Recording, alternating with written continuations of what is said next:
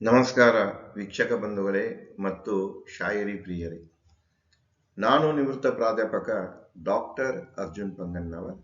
ನನ್ನ ಯೂಟ್ಯೂಬ್ ವಾಹಿನಿಯ ಶಾಯರಿ ಹಂಗಾಮ ಕಾರ್ಯಕ್ರಮದ 8ನೇ ಶಾಯರಿಗೆ ತಮ್ಮೆಲ್ಲರಿಗೂ ಸ್ವಾಗತ.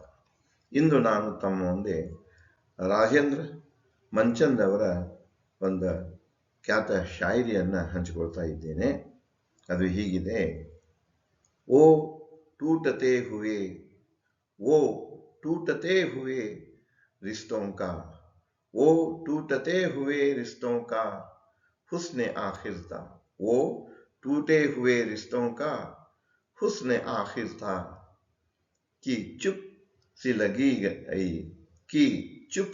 लगी गई दोनों को, कि चुप सी लगी गई दोनों को बात करते हुए बात.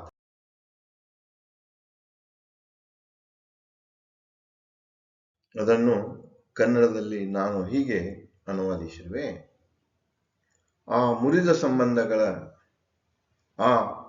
ಸಂಬಂಧಗಳ ಅಂತ್ಯದ ಅಂದವೂ ಇತ್ತು. ಆ ಮುರಿದ ಸಂಬಂಧಗಳ ಅಂತ್ಯದ ಅಂದವೂ ಇತ್ತು. ಮೌನವಾದರು ಅವರಿಬ್ಬರು ಹೀಗೆ ಆಡುತ್ತ ಮಾತುಗಳು.